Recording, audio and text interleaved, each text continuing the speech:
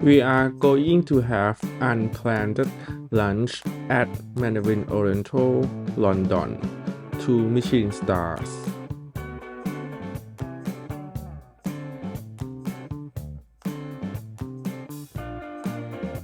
We can choose our style, they're gonna service us. Minimum interactions, no explanation of the dishes, just a very attentive service. With the guide, we tell you how we prepare your dishes, so the ingredients, the cooking of each ingredients. And with the Maverick, we will tell you everything about your dishes, including the history and the inspiration behind this dish. So I will leave the cards with you. Here's a little recap. You just need to pick one, place it on the card holder over here, and you can change it anytime. Thank you. So we have here meat, fruit and truffle, which is actually goes back to a long time, 1359, when we served the coronation of Henry IV as a pomme d'oeuvre, which was a pork made specially to like an apple. The chefs wanted to play a part and just to do completely something different, and like little wicked games played with their diners. So that's why they decided to coat meat to look like a fruit or vegetables. Over the years, Heston and Blumenthal actually wanted to create something different, so he chose a mushroom liver parfait, and he's finishing it with the campalio toast and some, which is actually brushed with olive oil and some infused with garlic, thyme and rosemary. It's a very nice option. You have it actually finished with some chimenji mushroom powder on top of it, so it creates nice flavoredness. And here the meat fruit is finished with a mandarin gel and Mandarin Cury and some hibiscus leaf on top of it, which is not edible, so I would suggest you to leave it on the side. Fermenty over here goes back to 1390, which is one of the oldest cookbooks of a Forme of Cury.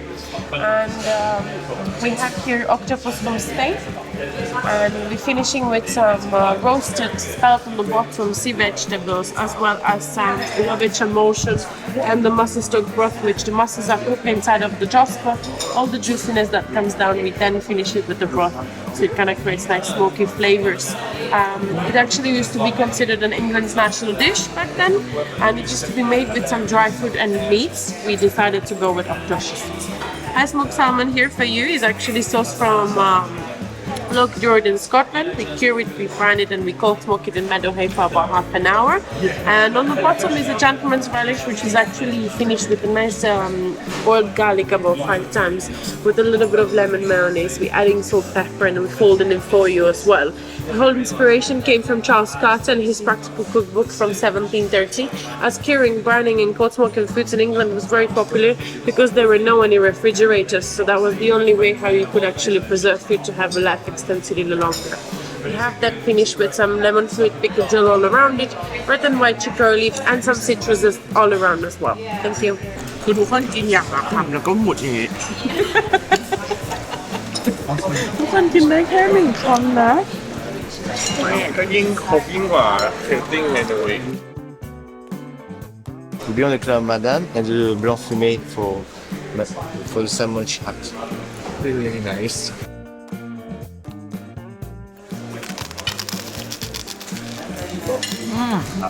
อร่อยมากโนยทัฟเฟิลมันมีข้างบนอ่ะเหมือนเป็นพาวเดอร์อะไรบางอย่าง มันก็คือชิคเก้นลิเวอร์เทอรีน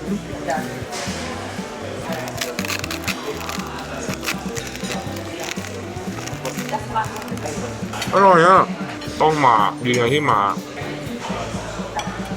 โหยอร่อยมากเลยอ่ะ Mouton Rothschild 2009. Lady 2010 vintage. Our working space is from the other side of this column. This is where we have a bigger area to work, so we can filter the wine and everything.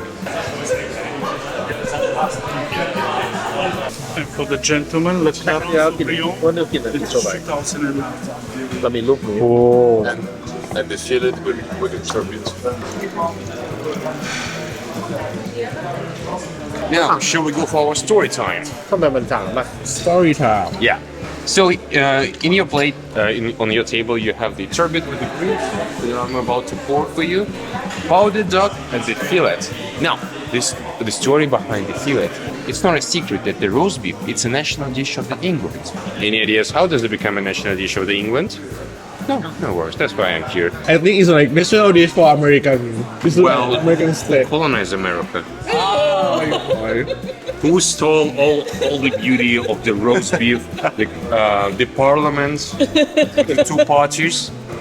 Yeah. God save the king. Oh, God save America. Where is coming from? Right?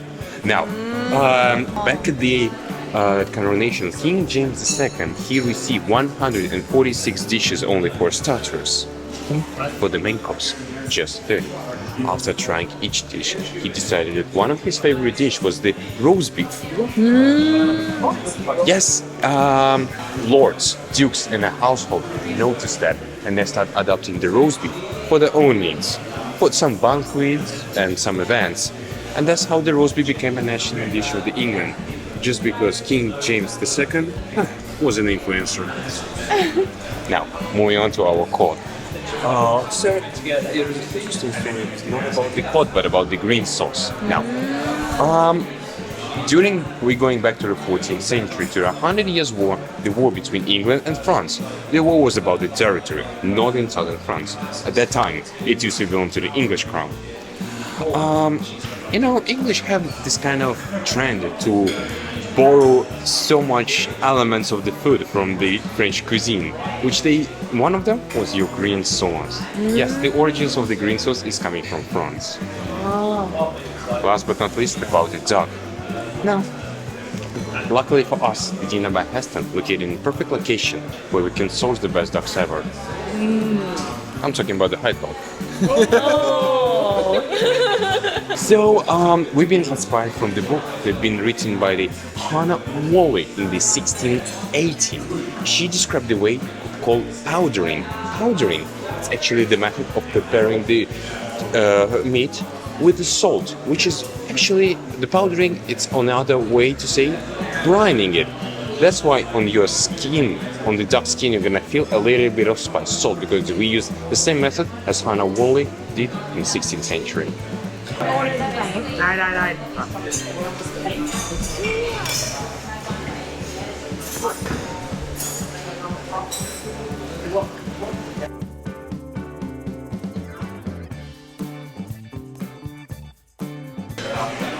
ต้องกินรวมกันอร่อย ไม่เคยชอบรสพีชจนกระทั่งนี่รสvery good it's not fake it's raw อุ้ยอยากกินเลยโรสบีฟ So this is Masamiel Maori. Maori is a style of fortified and oxidated wine coming from the slopes of the Pyrenean Mountains in France. This particular one has spent 50 years aging in a barrel, and before that has spent 1 year in a 100-liter glass demijohn outside under the nature. Quite rich and expressive style of sweet wine. On this side we have Chateau Camp, vintage 2006, coming in a 6-liter imperial size bottle. Perfect blend of Semillon and Sauvignon Blanc that has fermented and aged entirely and only brand new French oak barrels. Quite rich in pronounced aromas of saffron, dry apricots, and that's it. Sweet Muscat from South Africa, vintage. 2019. And also the chocolate bar. I'm gonna start here with your tipsy cake. As a tipsy cake, we go back to 1661, where pineapples were very expensive, and people actually used to pay a lot of money for it because it came from all the way from the West Indies. And would you guess how much money it would pay for pineapple? £6,500 just to get a pineapple, just because they are very prestige. Usually what we do, the pineapples are over here, but at the moment the spit is actually broken, so unfortunately you won't be able to see it, but usually the pineapples are just right over here, spit roasted pretty much the whole afternoon. The brioche is actually infused with a little brandy, and the whole process takes about 24 hours. Where we roll the doughs, we individually put it inside of the stove, which is this whole ceramic where we bake it all in. and we infuse it with brandy. Then we are adding some sauté cream and custard and Madagascarian vanilla. We bake it until the time we see the crust on top of it, and then we are adding more brandy before we give it to you. The best way to enjoy it, you have one piece of a brioche and one piece of a pineapple together. For your chocolate bar here, actually we have a flock chocolate bar from the outside. That's the technique we are using. It is finished with golden crystallized chocolate, and then inside you will also find the passion fruit ginger gel. On the side you have a mango sorbet with some passion fruit crispies on the bottom. And did you know chocolate actually came back into Europe in 1800s as a liquid? It was like hot chocolate, more like liquid. And over the years it developed into things like we have now: chocolate pudding, chocolate bars, and all types of chocolate that we do. It is definitely worth of trying together, as well as that you will enjoy it the most. Raspberry tart here is actually finished into like a marzipan, so that's all inside like a sponge, and then is wrapped up inside of all the nuts, as well as we are using a raspberry gel with some lovage and basil emulsion inside of the raspberries and on the side. And on top of it you have the artlet puff pastry, so it kind of crunches, and then you have the raspberry sorbet, which is infused with a little bit of vodka as well. The best way to enjoy this dessert that you take and go up and down to have each ingredient together. It's not only that marzipan was very popular back then as a dessert, but also raspberries with strawberries, as for example Henry VIII used to pay with his bottle of silver for strawberries and raspberries back then. For your selection of cheese here, we have a beautiful selection of British cheeses, which we're trying to find as much sustainability as we can. You have goat cheese, which is the Brightwell Ash, Mossfield. You have a semi-hard cheese as well as Hafford, which is the big piece there on the side. You have a Sun-Jute, very nice and runny cheese, with some Stitcherton, which is a blue cheese as well, right in the end there in the middle, with some nice selection of crackers as well. So just to kind of have it with it. We have Spanish grapes as well as apple and pear chutney with it on the side. Thank you. กินเลมอนกราส กำลังเดียวให้พี่ป้อมกินอยู่ ไม่มีใครกินกาแฟใช่ไหม นี่ไงกินเนี่ย มี ฝูเจี้ยนเนี่ยฝูเจี้ยน ต้องสั่งนะเราใส่เหล้า So the Albertian orange blossom, and you have a caraway biscuit on the side, and the teas and coffees are arriving in any size.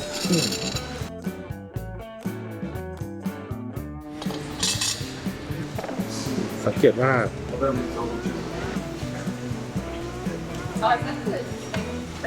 160ตั้งแต่ปี1500นี่คือปีพศหรอกเซนจูรี่อะไรเงี้ยแบบทำมาตั้งแต่ปี1500